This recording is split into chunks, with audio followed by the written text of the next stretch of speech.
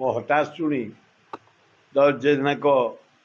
ଜୟଦେବ ଜେନାଙ୍କ ଘରେ ପହଞ୍ଚି ତାଙ୍କର ପୁଅ ଟିକିନା ମୋ ଡାହାଣ ପଟେ ଆମେ ସବୁ ପାରିବାରିକ ସମ୍ପର୍କ।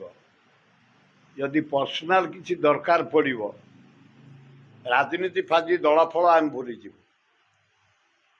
ଜୟଦେବ ଦିହରେ କିଏ ଗୋଟେ ହାତ ମାରିଦେବ ଆମେ ଏ ଭୁବନେଶ୍ୱର ଖୋର୍ଦ୍ଧା ଭିତରେ ଆମେ ବରଦାସ୍ତ କରିପାରିବୁ।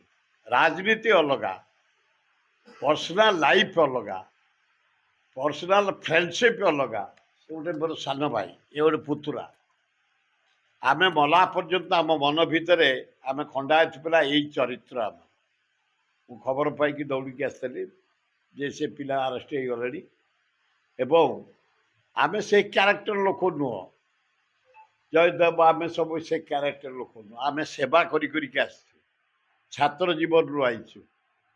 ଆମର ନେତୃତ୍ୱ ସବୁ ହରେକୃଷ୍ଣ ମହତାବ, ବିଜୁ ପଟ୍ଟନାୟକ, ଜାନକୀ ପଟ୍ଟନାୟକ, ନୀଳମଣି ରାଉତରାୟ, ନନ୍ଦିନୀ ଦେବୀ ଏମାନଙ୍କ ସାଥିରେ କାମ କରିକି ଆସିଛୁ। ଆମେ ହଣାକଟା ଟାଇପ୍ର ଲୋକ ନୁହଁ, ଆମେ ଗୁଣ୍ଡା ଟାଇପ୍ର ଲୋକ ନୁହଁ। କିନ୍ତୁ ଆମ ଉପରେ ଯଦି କିଏ କେଉଁ ପ୍ରକାରରେ ଫିଜିକାଲି ଚାହିଁବ ତାର 10 ଗୁଣ ଜବାବ ଦେବୁ। ଅତି ଭଦ୍ର, କିନ୍ତୁ ଭଦ୍ର ବୋଲି ଯଦି ଆମ ହୃଦୟକୁ ବାଜିଲା ଭଳିଆ କି ଶରୀରକୁ ବାଜିଲା ଭଳିଆ କିଏ ବ୍ୟବସ୍ଥା କରିବ ଆମେ କେବେ ବରଦାସ୍ତ କରିବୁନି।